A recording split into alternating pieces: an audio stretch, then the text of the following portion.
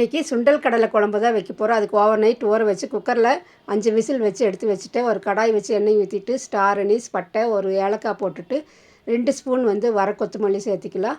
கூடவே 1 ஸ்பூன் சீரகம் 1 ஸ்பூன் சோம்பு சேர்த்திட்டு நல்லா எண்ணெயிலே வறுத்துக்கலாம். கூடவே 1 கப்பு சின்ன வெங்காயம் 3 மீடியம் சைஸ் தக்காளி சேர்த்திட்டு காரத்துக்கு தேவையான அளவு 6-7 காஞ்ச மிளகாய் சேர்த்திக்கிறேன்.